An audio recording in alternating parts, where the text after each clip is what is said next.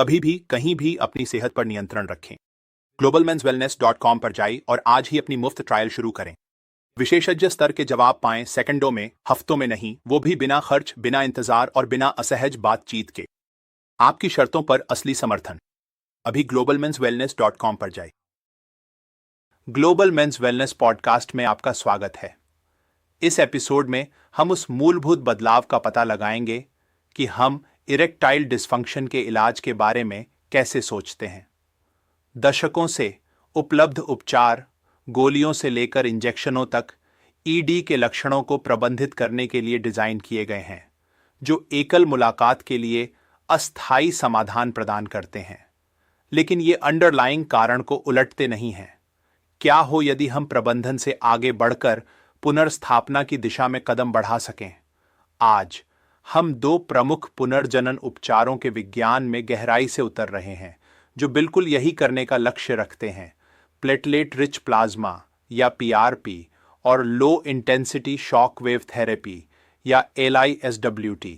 पहले आइए इन दोनों थेरेपीज को परिभाषित करें, क्योंकि ये ईडी के इलाज के लिए पूरी तरह से अलग दृष्टिकोण का प्रतिनिधित्व करती है। हम पीआरपी से शुरू करेंगे। ये एक प्रक्रिया है जिसमें हम अपनी खुद की थोड़ी मात्रा में खून निकालते हैं, इसे एक सेंट्रीफ्यूज में रखते हैं ताकि अवयवों को अलग किया जा सके, और प्लेटलेट्स का संकेंद्रण अलग किया जाता है। ये प्लेटलेट समृद्ध प्लाज्मा बायोएक्टिव अणुओं का एक पावर हाउस है। यह विकास कारकों से भरपूर है, जैसे कि वास्कुलर एंडोथीलियल ग्रोथ फैक्टर और TGF बीटा, जो शरीर के अपने ही मरम्मत संकेत हैं। ये कारक कोशिका वृद्धि को बढ़ाते हैं, नए रक्त वाहिकाओं के विकास को प्रोत्साहित करते हैं और ऊतक मरम्मत के लिए बिल्कुल आवश्यक हैं। जब इसे लिंग में इंजेक्ट किया जाता है तो उद्देश्य प्राकृतिक उपचार प्रक्रिया को शुरू करना है, ताकि क्षतिग्रस्त ऊतकों की मरम्मत की जा सके, जो इरेक्टाइल डिसफंक्शन का कारण बन रहे हैं। दूसरी therapy low intensity shock wave therapy है। ये एक गैर आक्रामक उपचार है जो एक विशेष उपकरण का उपयोग करके लिंग के ऊतक में सौम्य उच्च आवृत्ति वाली ध्वनिक तरंगें भेजता है। यह ऊर्जा ऊतक में नियंत्रित सूक्ष्म स्तर का तनाव पैदा करती है, जो बदले में शरीर की अपनी पुनर्योजित तंत्रिकाओं को सक्रिय करती है। यह विकास कारकों के विमोचन को प्रोत्साहित करती है, नए रक्त वाहिकाओं के निर्माण को बढ़ावा देती है, जिसे एंजियोजेनेसिस कहा जाता है, और यहां तक कि तंत्रिका ऊतक और चिकनी मांसपेशी कोशिकाओं का पुनर्निर्माण भी कर सकती है। यूरोपीय यूरोलॉजी एसोसिएशन पहले ही इस थेरेपी का सुझाव उन पुरुषों के लिए देता है जिनके पास हल्के कार्बनिक ईडी है और जिन्हें गोलियों का अच्छा प्रतिक्रिया नहीं मिलती। तो जबकि ये दोनों थेरेपी अलग अलग तरीके से कार्य करती हैं, उनका मूल उद्देश्य समान है: लिंग को अंदर से ठीक करना और इसकी प्राकृतिक स्वाभाविक कार्यक्षमता को पुनः स्थापित करना। वर्षों तक इन उपचारों के लिए साक्ष्य छोटे व्यक्तिगत अध्ययनों पर आधारित थे, लेकिन एक नई महत्वपूर्ण प्रणालीगत समीक्षा और मेटा विश्लेषण ने हमें अब तक का सबसे शक्तिशाली और विश्वसनीय डेटा प्रदान किया है। शोधकर्ताओं ने इन थेरेपीज पर सभी उच्च गुणवत्ता वाले यादृच्छिक नियंत्रित परीक्षण एकत्र किए, कुल 7 अध्ययन, जिनमें 660 मरीज थे, और उनके परिणामों का मिलाकर एक स्पष्ट साक्ष्य आधारित चित्र प्रस्तुत किया। आइए पहले मुख्य प्रश्न से शुरू करते हैं, जिसका विश्लेषण ने उत्तर दिया: पीआरपी अपनी ही ताकत पर कितना प्रभावी है।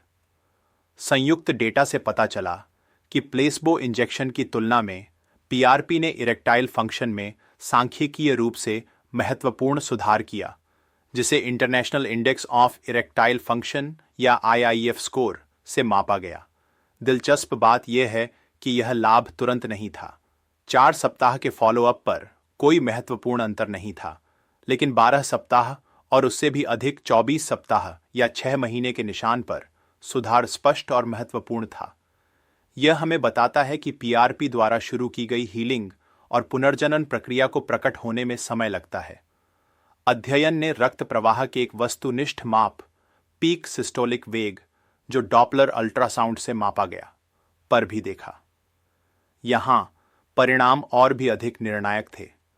पीआरपी समूह के रोगियों ने नियंत्रण समूह की तुलना में रक्त प्रवाह में बहुत महत्वपूर्ण सुधार दिखाया, This is a major finding, but the most groundbreaking part of this meta-analysis was its subgroup analysis, where it asked an even more sophisticated question.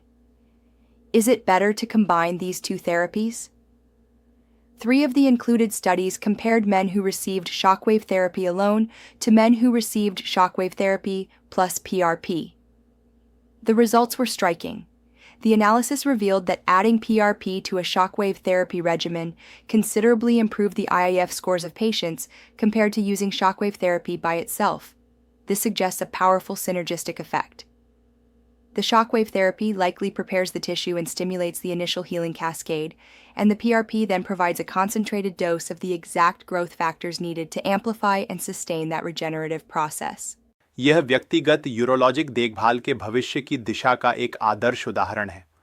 यह केवल एक उपचार चुनने के बारे में नहीं है, बल्कि यह समझने के बारे में है कि विभिन्न विधियों को कैसे मिलाया जा सकता है ताकि एक ऐसा परिणाम प्राप्त किया जा सके जो उसके भागों के योग से अधिक हो। एक मरीज के लिए जो पुनर्जीवन चिकित्सा के लिए अच्छा उम्मीदवार है, यह साक्ष्य सुझाव देता है कि एक संयोजन प्रोटोकॉल प्राकृतिक कार्य को पुनः स्थापित करने का सबसे अच्छा संभव मौका प्रदान कर सकता है। तो इन उपचारों के लिए रोगी का अनुभव कैसा होता है? दोनों ही सरल कार्यालय में किए जाने वाले प्रक्रियाएं हैं। पीआरपी के लिए यह आपके हाथ से एक मानक खून की जांच से शुरू होता है।